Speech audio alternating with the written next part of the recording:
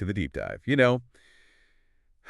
We all love learning new things, but sometimes it feels like you got to wade through a whole lot of fluff to get to the good stuff. Right. So today we're taking a deep dive into something you do every day, probably without even thinking twice.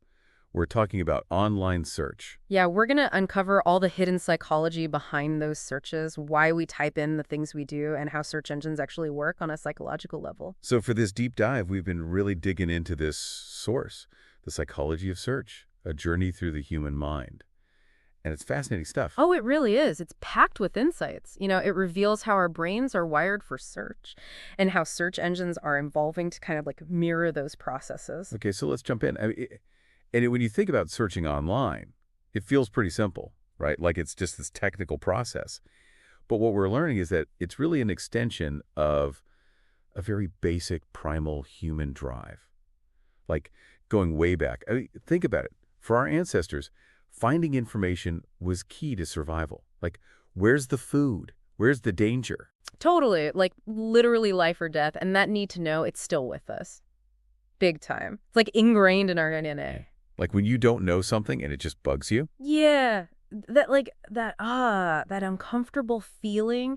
That's what George Loewenstein called the information gap theory of curiosity. It's like this drive to close that gap, to fill that void in our knowledge. And that's basically what fuels every single search we do. So every time we type something into that search bar, you're basically scratching a psychological itch, trying to get rid of that discomfort. Exactly. And it's interesting to see how that urge to find information, to like categorize and understand it, it's manifested throughout history, right? Like think about ancient libraries with those like meticulously organized scrolls Right. to today's massive sprawling digital databases.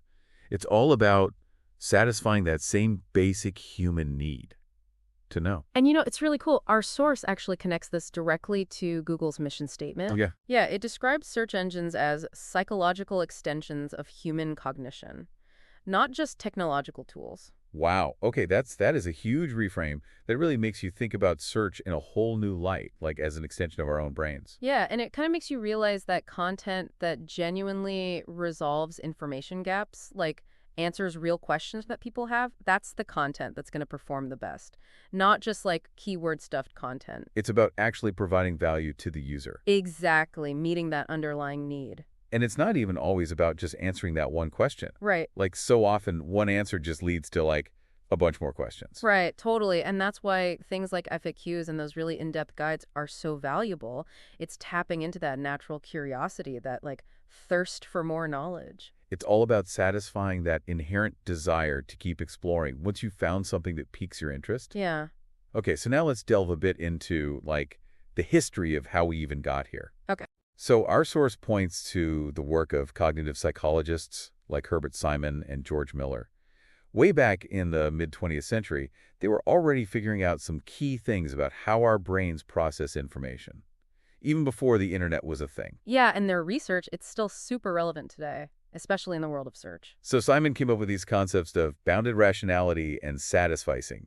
What do those even mean? Yeah, so bounded rationality basically means that we don't make perfectly rational decisions all the time. Like we have limited information, limited time, and our brains can only handle so much. So in the context of search, that means we're not going to like painstakingly review every single result across, tons of pages. Right, no one's doing that. Instead, we satisfice, which means we find something that seems good enough and we stop there, even though it might not be like the absolute best result possible. Yeah, totally. Like I'm not going to go through pages and pages of results. If something on the first page or two looks promising, I'm clicking on that. Exactly. So the takeaway there is that those top few search results, that they are really important because psychologically we're primed to stop once we find something that's adequate. We're not necessarily looking for perfection. Okay, makes total sense. And then there's Miller's research, the famous magical number 7 plus or minus 2. Ah, yes. What does that tell us about like search results and stuff? So basically, Miller found that our short-term memory can only hold like 5 to 9 chunks of information at once. It's kind of limited. Wow. Okay. Yeah, and this has huge implications for how search interfaces are designed.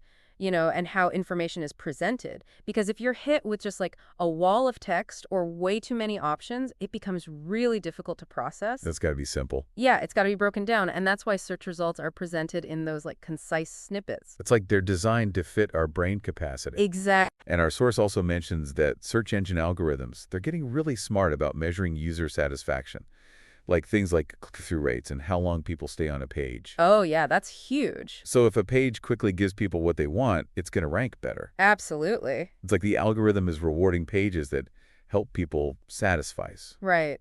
That's so interesting. Yeah, and, whether you're a content creator or just, searching online, understanding these cognitive limits can really help you. Like breaking down complex info into smaller chunks, putting the most important info first and then going into more detail later. That all aligns with how our brains actually work. So you're saying work with the brain, not against it. Exactly. Right, so we've covered the basics of like what drives us to search and some of our cognitive limitations.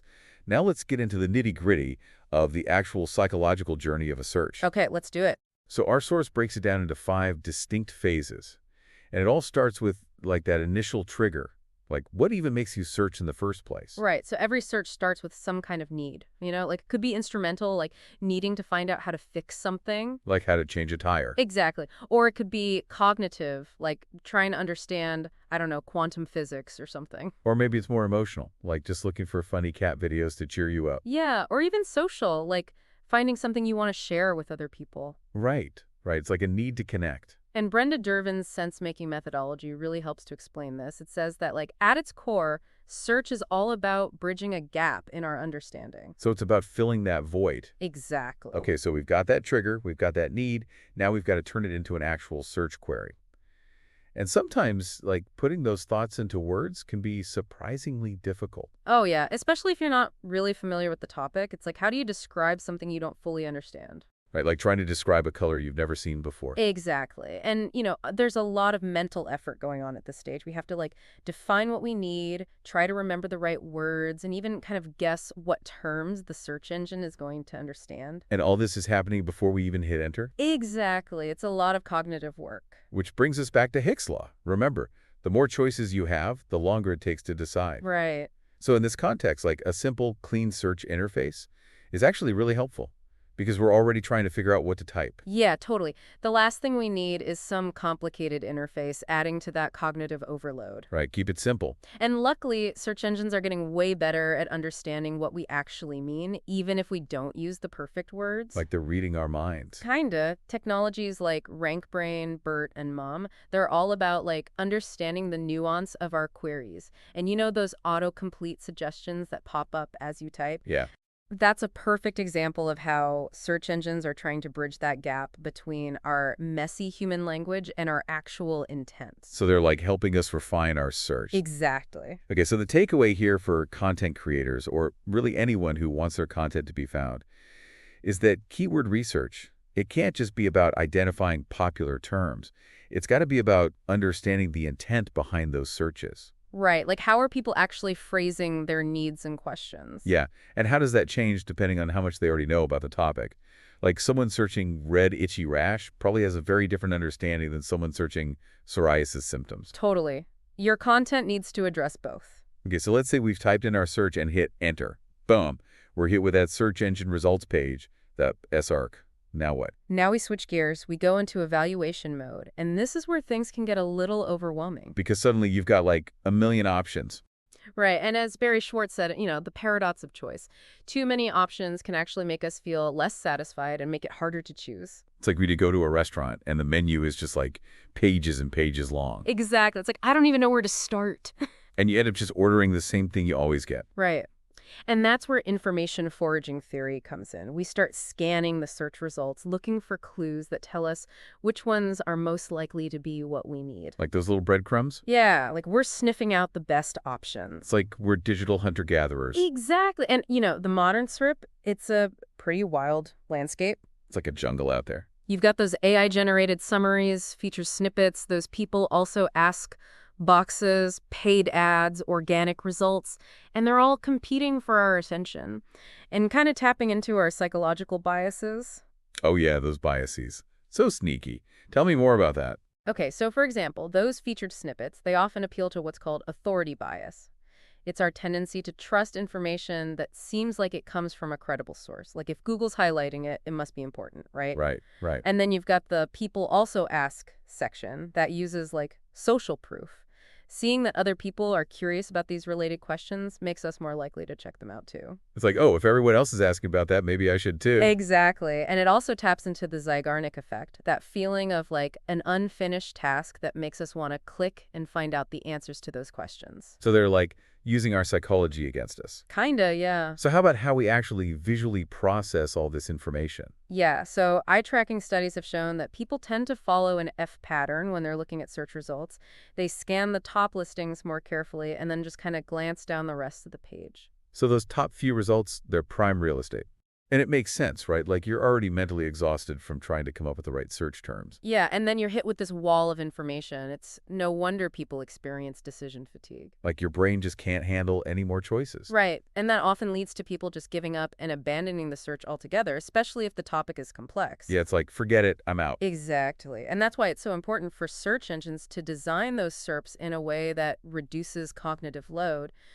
Providing those information sets through things like featured snippets, knowledge panels, related searches. Yeah, it's about making it easy for people to find what they need without getting overwhelmed. Right. So practically speaking, for those of us who are trying to get our websites noticed, those title tags and meta descriptions are crucial Oh, super crucial. because they're like the first impression. Yeah, they're the first information sent that users encounter. So instead of just listing a bunch of keywords, you really need to make it clear what the user will get if they click.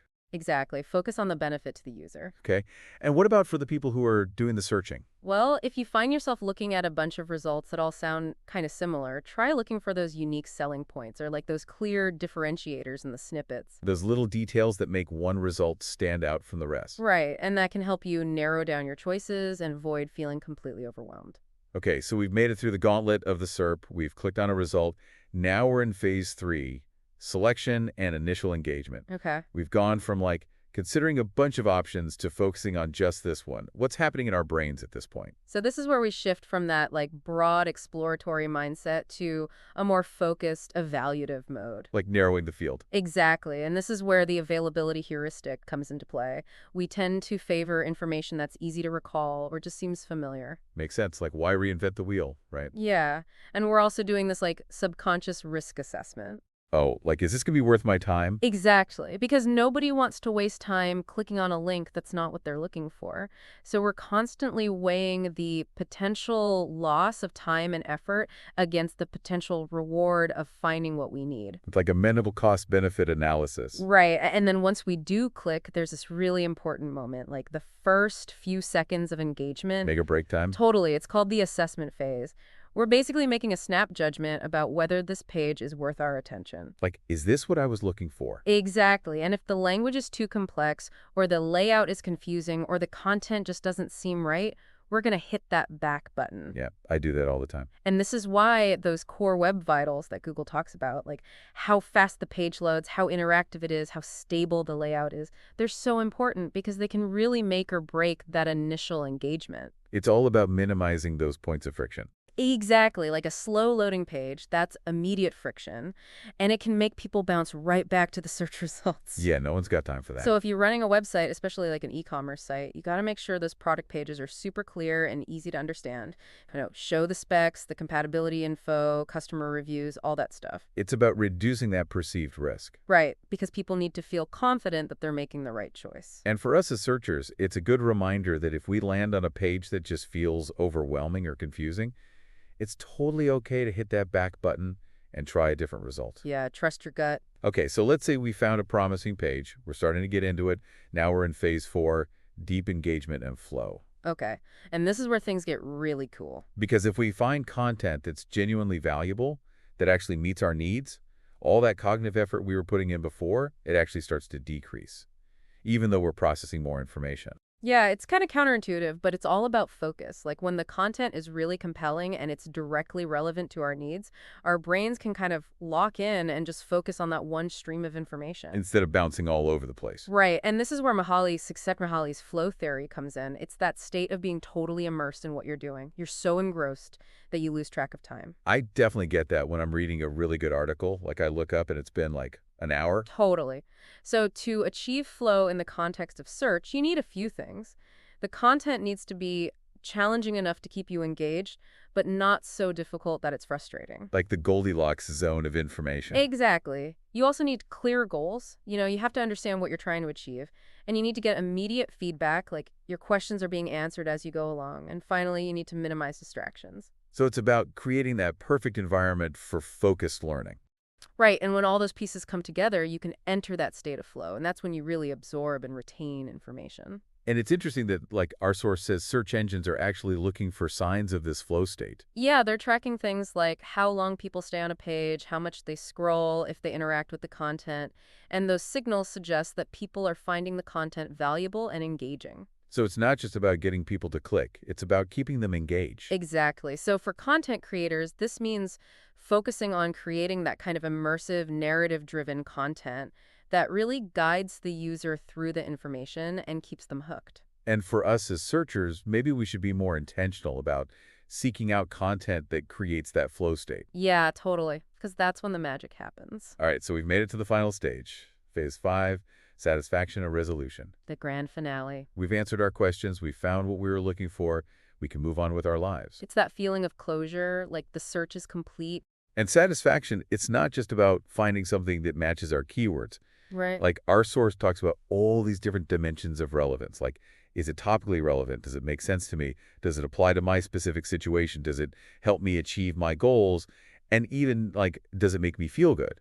Yeah, it's a pretty complex thing. And when we find something that truly satisfies us, it actually influences how we search in the future. So we learn from our experiences. Yeah, we develop those personal search strategies and mental shortcuts. And search engines are paying attention to this too. Oh, yeah. Yeah, they're focused on those task completion metrics. They want to see that people are finding what they need and moving on.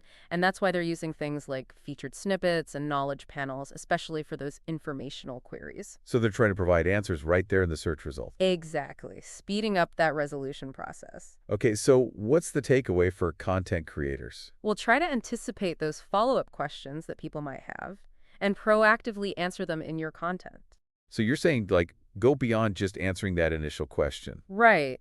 Provide that sense of complete resolution. And for us as searchers. Look for resources that not only provide information, but also give you those actionable steps or tool to help actually use what you've learned, like downloadable checklists or templates. It's about taking that knowledge and putting it into practice. Exactly. All right, so we've journeyed through the 5 phases of the search, but our source goes even deeper. It talks about this concept of the algorithm mind versus the mind's algorithm.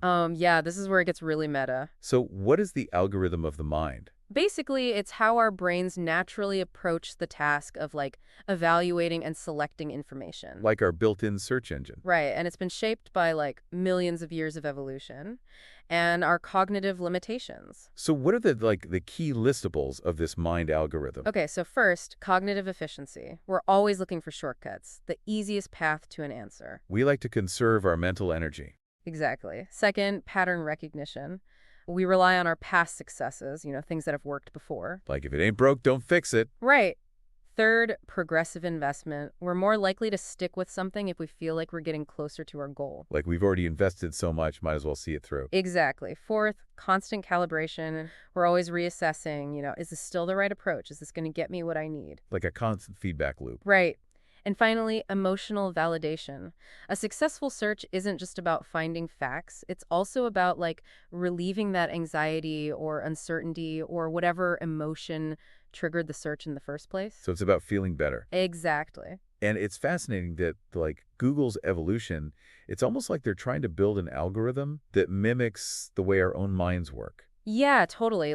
From that initial focus on keywords to now where they're really trying to understand the user's intent. It's like they're saying, okay, how do humans actually think about information? How do they search?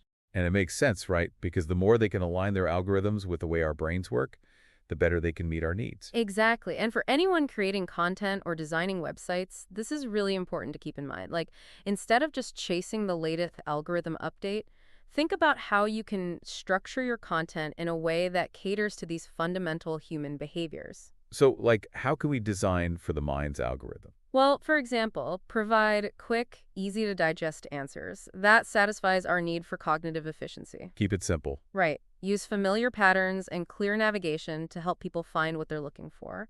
That taps into our reliance on pattern recognition. Makes sense. And then for people who want to go deeper, offer those more detailed layers of information. That encourages progressive investment. Anticipate those related questions and address them proactively. That helps with constant calibration. And don't forget to highlight the emotional benefits that provides that emotional validation. So it's like a holistic approach to content creation. Exactly. It's about meeting those deep psychological needs that drive us to search in the first place. And if you're designing a website or a product page, think about those principles too. Yeah. Like, present the most important information up front. Use familiar layout patterns. Gradually reveal more detailed information as people scroll. Provide clear navigation and highlight the emotional benefits of your product or service. It's all about making it easy for people to find what they need and feel good about it. Okay, so to wrap up, the big takeaway here is that understanding the psychology behind search, it gives us this whole new level of insight, both into how users behave and how search engines work. We've seen how our need for information, shaped by our cognitive abilities and limitations, guides us through these 5 distinct phases of the search journey, from that initial trigger to finally finding what we need. And as search continues to evolve with things like voice search and AI getting more sophisticated, it's going to be even more important to consider these psychological factors. How we speak versus how we type, how we build trust with AI, all of that. It's all deeply psychological. So the next time you're searching online, which, let's be real, is probably going to be pretty soon, take a moment to be mindful of your own thought process. Like, what triggered your search? How did you choose your search terms? What made you click on one result over another? Yeah, pay attention to those little mental nudges. It's really fascinating. And hopefully this deep dive has given you a deeper understanding of the whole process. It's not just about algorithms and keywords. It's about understanding the human mind. Exactly. Thanks for joining us on this exploration. Until next time, keep searching, keep learning, and keep diving deep.